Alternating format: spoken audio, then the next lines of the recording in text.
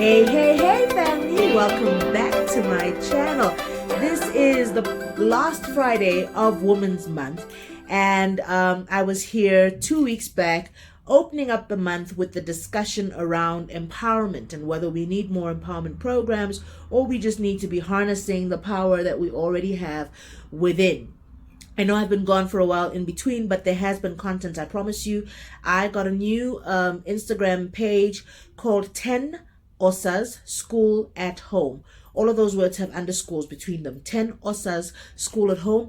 And it was just my contribution in this season to homeschooling parents who are struggling with the concept of homeschooling. So I've been putting out resources there, helping you navigate this route and see how I've done it with my children. And maybe you can pick up a tip or two. So there's quite a lot of stuff on there, and I'd love for you to please go follow, join, etc. Another heads up, my Instagram page, not the homeschooling one, my normal Instagram page is at this time not called Life of Interruptions any longer. It's called Mrs. Pearl Osa. It's not Life of Interruptions, it's at Mrs. Pearl Osa. So please head on over there and follow her sister as well. Okay, so today I want to talk about just the concept of handling a lot of stuff. I think it's a natural flow from the discussion of power, because power does, power moves, power activates, power creates. And so it's not enough to say that we are power and do not need to be empowered any longer if there is no manifestation, no signs, no wonders to the power that you claim to be. I am, as you know, a mom of 10. I run this YouTube channel. I have the new Instagram page. I am a Mrs. South Africa top 50 semi-finalist. Trying to remember if I had made top 50 by the time we spoke the last time, or we were going in for the competition. I think we're still going to go in. All right, so the good news is, yes, we were still going to go in. So the good news is, yay guys, I made it. I am a top 50 semi-finalist, and the top 25 will be announced in November. So stay tuned, keep pushing, keep supporting. On my pages, various pages, Facebook, Instagram, there is tips on how to support me if you want to. Anywho, now a lot of people ask me, how do you manage to be a mom to these 10 children, write the books you've written, sing the songs you've sung, run the YouTube channel, preach, every now and again, run the seminars, the public speaking engagements, etc., run the philanthropy programs. And sometimes when I sit at a glance, if you ask me everything I'm involved in, I don't remember just off the tip of my tongue. Like I go away and be like, oh, I forgot to mention, and I forgot to mention. And I think that's all of us, right? So I don't try and give myself a specific title in terms of occupation. My background is in learning and development. I was a learning and development specialist and headed up national positions for learning and development across 2 of the big 4 banks, and one of the, at the time, well, I don't know, they've not really climbed up to the levels of your Vodacoms in them, but a telecoms company in South Africa. So how does one do all that? I really just want to talk to us women, and anyone else who cares to listen. Men, you're invited to the conversation also, but I want to talk to you about emptying yourself out of everything it is that you've been given to do. I want to talk to us about not deciding that becoming a wife or becoming a mother is the end, but rather finding a way for it to be the beginning, because it can be. It could be a new beginning if you choose to. Here is the trick for me.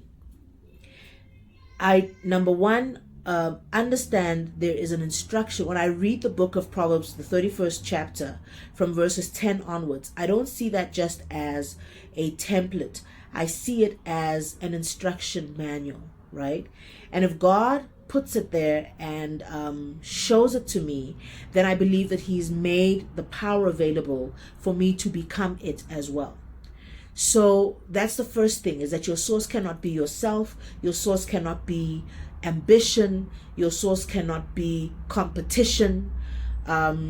Your source cannot be trying to run away from life and then filling in the gaps with anything else that comes along for you to do. Your source has really got to be God first and foremost, and a specific calling. That's the second thing then. So it looks like one might be doing a lot, but you will find that I'm doing a lot all within the same framework, all within that. He's framed my life. He gave a frame, he gave a structure of what I ought to do and accomplish in my lifetime. And my frame and structure will not fall necessarily into the area of the sciences. My frame and structure would not fall necessarily into the area of I've got to be careful of where I limit myself as I open my mouth to speak, because I know that there's obviously a political call, so I wouldn't want to use that example. There's an economic call, clearly, because there's the entrepreneurship going on. But you get the point that I'm making, that life is in various dimensions, and not every dimension is yours to live in. You need to find your frame, and you need to operate within your frame. Now, when you're in your frame, I want to use a camera kind of analogy. You take a picture, and that picture is in pixels. Everything and every project that you get involved in is tantamount to a single pixel within that frame. If you were to break that picture down into the number of pixels that constitute the picture, it would be like, wow, there's a whole lot of pixels here. It's the same with the picture of your life. You have one picture in a frame, but you are to execute various pixels to the completion of the picture. I hope that makes sense. So yes, it looks like, oh, she's doing, but if you look at everything, really, it's ministry. And if you look at everything, it's ministry within the ambits of entertainment. And if you look at it, entertainment is culture. It's the depiction of culture. The media mountain is the mountain upon which the culture is expressed, the culture is taught, right? Culture is our daily manifestation of politics, of government, and of religious structures. So really, all of these now intermingle. My husband's in the corner, so you can hear him talking every now and again. And then family, family is the structure from which you operate all of these things. So it looks like it's a lot, but as I said, it's one picture, and I'm in my frame.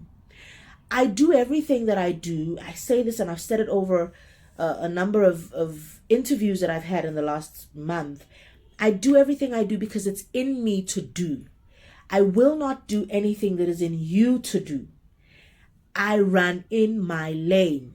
I cannot afford to get to heaven one day and find that I did not, manifest the full expression of everything He had made me to be.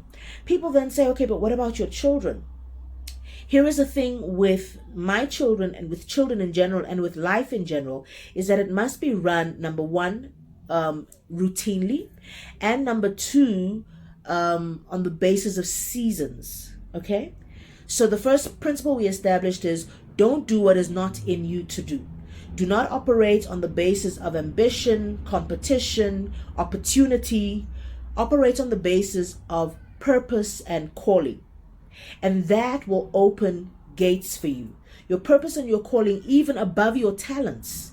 Because your talent can, really lead you in all sorts of directions. I could possibly have the talent to sing, for example.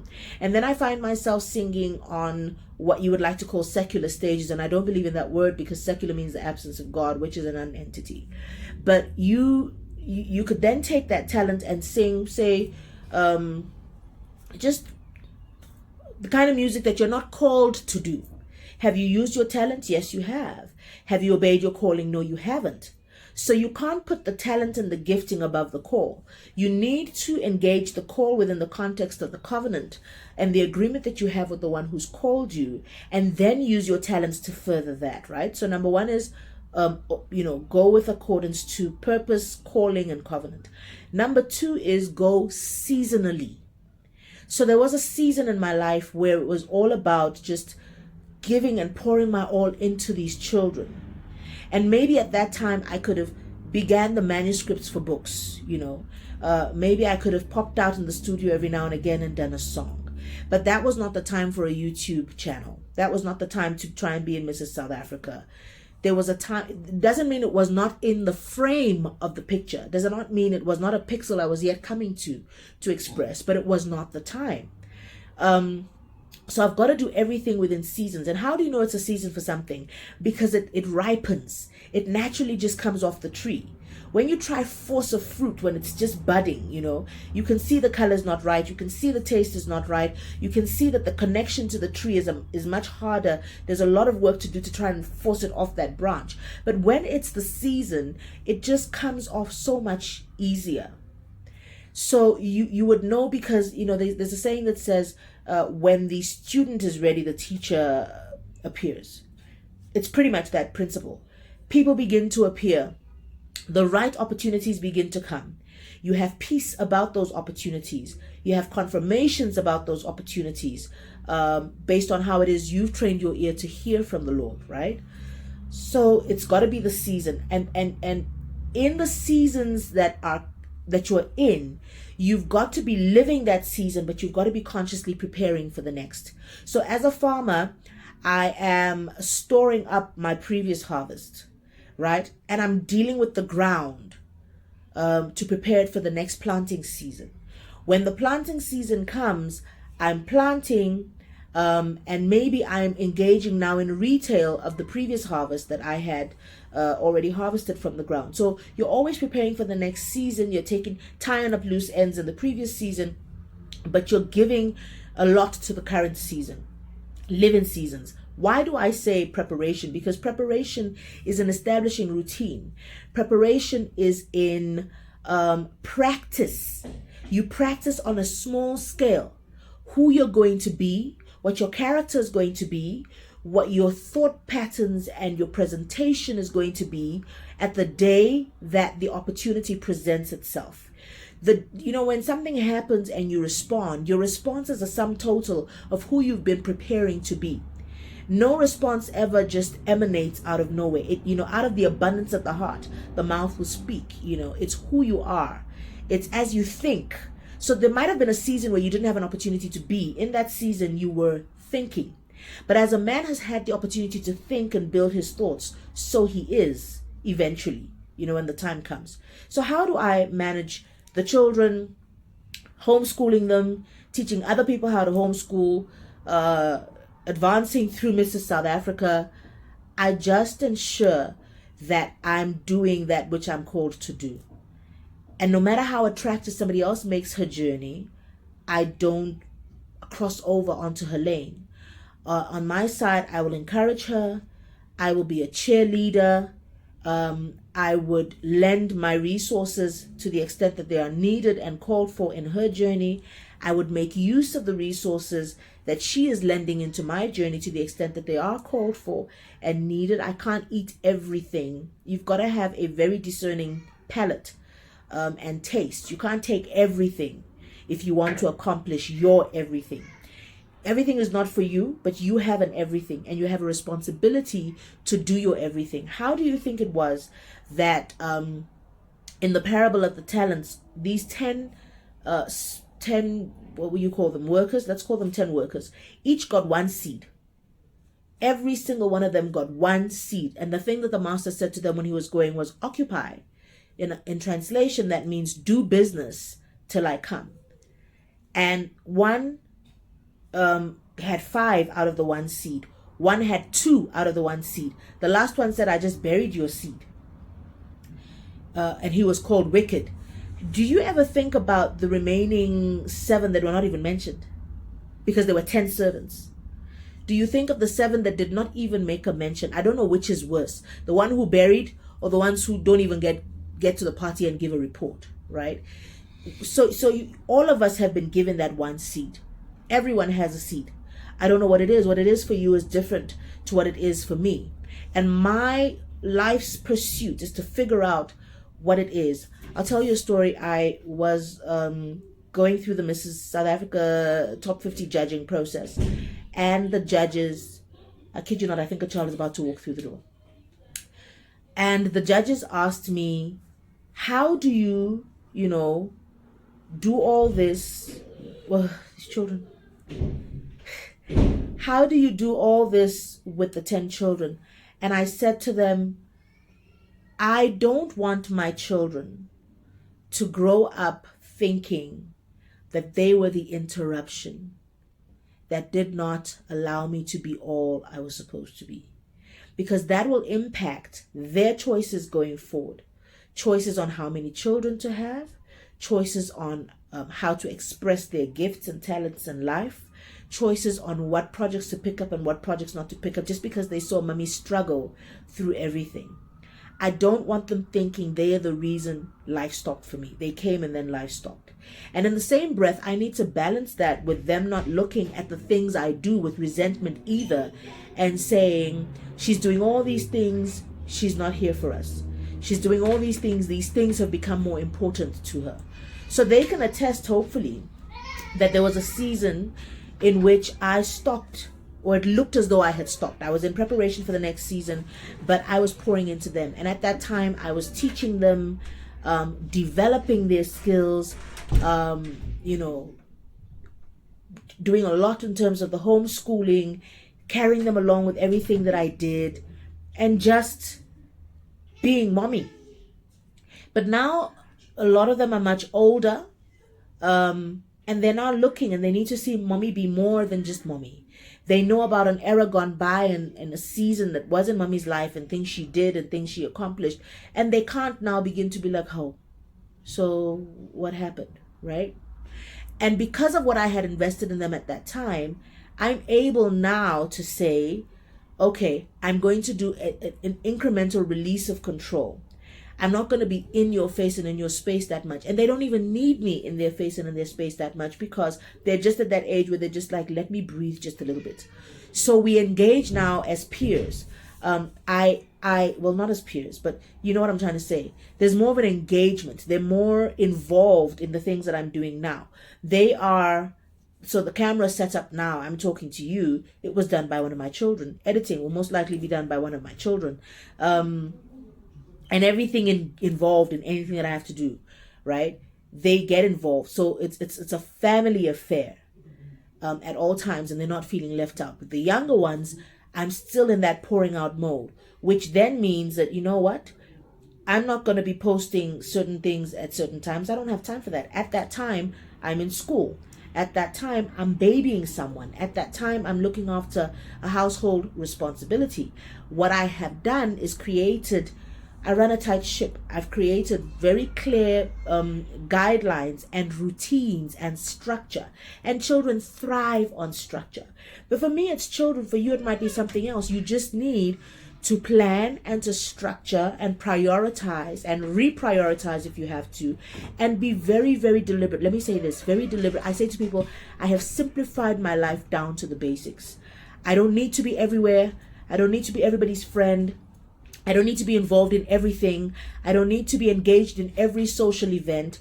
I need to pick and choose the friends, the events, whatever that tie in with my assignment, my calling, my season, and what I'm doing at that time. And if it doesn't, then I have the strength to say, I can't make it. Not now. I can't be there. I can't be involved in that. And I guess, hitting my 40s just brought more of that kind of maturity and boldness for me to realize you're not everybody's chummy. You're not everybody's cup of tea. You don't need to be in everything. It's not all your business. Can we start there? Like, I think the most important thing is mind your business. People say, mind the business that pays you, right? Mind the business that pays you. I am all for that. And by pays you, I don't even mean necessarily financially. A lot of the things I do are not about money. And people have asked me, but why would you pour yourself out so much to receive nothing? That's what they think. They count it as nothing. Every step for me today is a major investment, and I know where my reward comes from. I know when. I might not know when, but I know where. I might not even have the full idea of what, but I know who's called me and whose assignment I'm busy with. So I'm guaranteed about that. I'm not out here, purely on an economic assignment, right? The husbandman will be the first partaker of the fruit.